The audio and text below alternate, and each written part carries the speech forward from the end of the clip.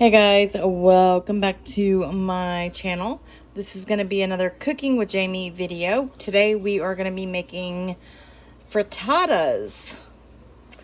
I think that's how you say it, frittatas. It is like an egg and vegetable kind of pie, I guess you could call it. And the ingredients you're going to need. Now, I don't have all the, I shouldn't say I don't have all. I'm not using all ingredients that it calls for because some of it you don't really need. But I am using most of the ingredients. So I'm going to show you the ingredients you're going to need. The first thing you're going to need is, of course, some eggs. So we've got 6 large eggs here in this glass container. You're also going to need either fresh spinach or canned spinach. And I'm using the Popeyes. You're going to need some minced garlic. You're going to need, of course, a measuring cup. You're going to need some heavy whipping cream. This is just a cheap brand from Publix. You're going to need potatoes. If you want potatoes, you do not have to. You can actually replace potatoes with bacon, but we are using potatoes, and these are the small, they're called baby Dutch yellow potatoes. They're really good and buttery, got that rich buttery flavor. They're really good in salads, whatever. But anyway, we're going to be using these. We're going to thinly slice those. Also, we're going to use some sharp cheddar. And last but not least, some baby sweet grape tomatoes. Alright, so the first thing you're going to do is go ahead and preheat your oven to 400 degrees. So what I'm going to do next is I'm going to take 1/4 of the heavy whipping cream, and we're going to whisk together that with the egg. After I mix the egg and the whipping cream, I did add a little salt to that mixture, and now I am sauteing my baby potatoes, and I just added some sea salt. This is the Surefine Himalayan sea salt, pink Himalayan sea salt, and some pepper. And I'm using the Bertolli organic extra virgin olive oil. And now if you do the bacon, then you can do the potatoes in the bacon grease to give it a little more flavor. But all you're going to do is just brown them, okay? That's all you're wanting to do.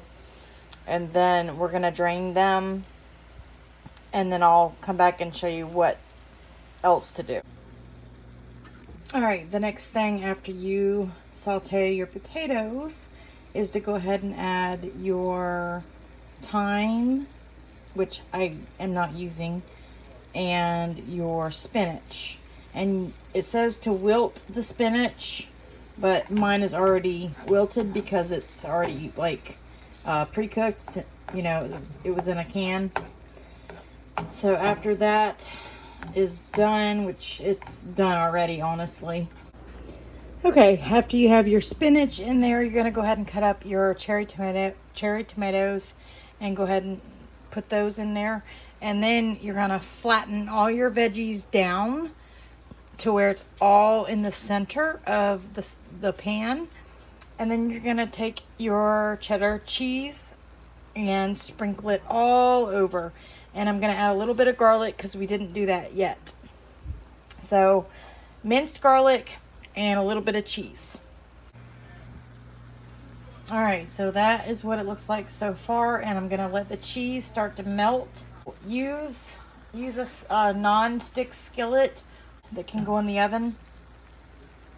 So we're just waiting on the cheese to melt, which is almost done. And then what you're going to do is you're going to take your egg mixture, and you're just going to pour that over the entire, sorry guys, you're going to pour that over the entire thing.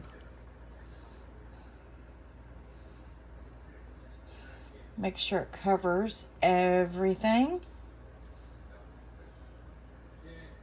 Okay, everything is covered.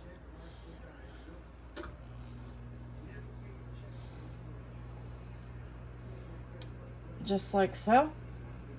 And then once you start to see the egg cooking around the side, you're gonna pop it into the oven, and I will let you know how long you have to leave it in the oven. It's not that long, and then it'll be ready. So 1 second, I'll be right back.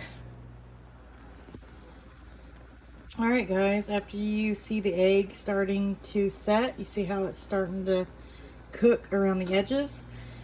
You're gonna go ahead then and put it in a 400-degree oven preset, 8 to 10 minutes.